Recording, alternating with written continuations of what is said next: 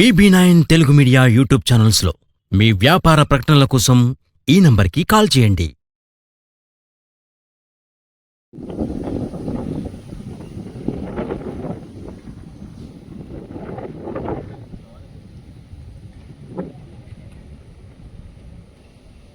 ఈరోజు భారత రాష్ట్ర సమితి విద్యార్థి విభాగం ఆధ్వర్యంలో జిల్లా విద్యాధికారిని కలవడం జరిగింది. ముఖ్య ఉద్దేశం జిల్లా వ్యాప్తంగా ఉన్న ప్రైవేట్ పాఠశాలలో ఫీజు నియంత్రణ చట్టంలో భాగంగా ఫీజు బోర్డులు ఏర్పాటు చేయాలని ఈరోజు జిల్లా విద్యాధికారికి వినతిపత్రం ఇవ్వడం జరిగింది.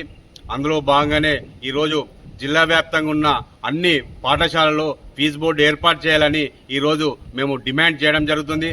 ఖచ్చితంగా జిల్లా వ్యాప్తంగా ఉన్న ప్రైవేట్ పాఠశాలలో రీతిగా ఇష్టం వచ్చినట్టు ఎవరికి వచ్చినట్టు వాళ్ళు ఎక్కువ అధిక ఫీజులు వసూలు చేస్తున్నారని ఈరోజు డిఓ గారి దృష్టికి తీసుకురావడం జరిగింది. ఖచ్చితంగా మేము వీటి మీద చర్య తీసుకుంటాం.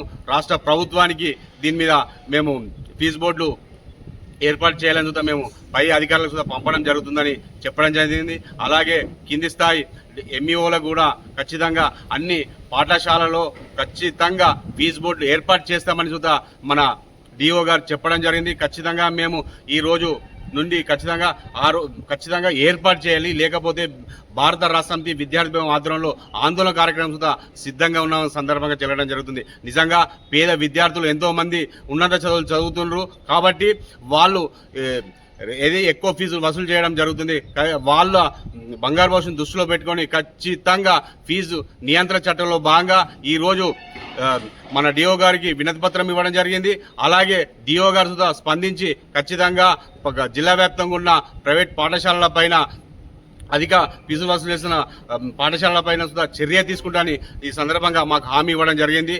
అన్ని ఉన్నంత ఇప్పుడు ఎంఈఓలకు కూడా వాళ్ళు ఖచ్చితంగా అన్ని పాఠశాలలో ఫీజు నియంత్రణ చట్టంలో భాగంగా ఫీజు బోర్డులు ఏర్పాటు చేస్తామని సుధా మాకు హామీ ఇవ్వడం జరిగింది.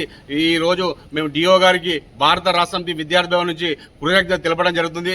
లేకపోతే వారం 10 రోజులలో ఖచ్చితంగా అన్ని పాఠశాలలో ఫీజు బోర్డు ఏర్పాటు చేయాలి, లేకపోతే భారత రాష్ట్ర సమితి విద్యార్థి విభాగం ఆధ్వర్యంలో ఆందోళన కార్యక్రమం సిద్ధంగా ఉన్నామని సందర్భంగా తెలియడం జరుగుతుంది.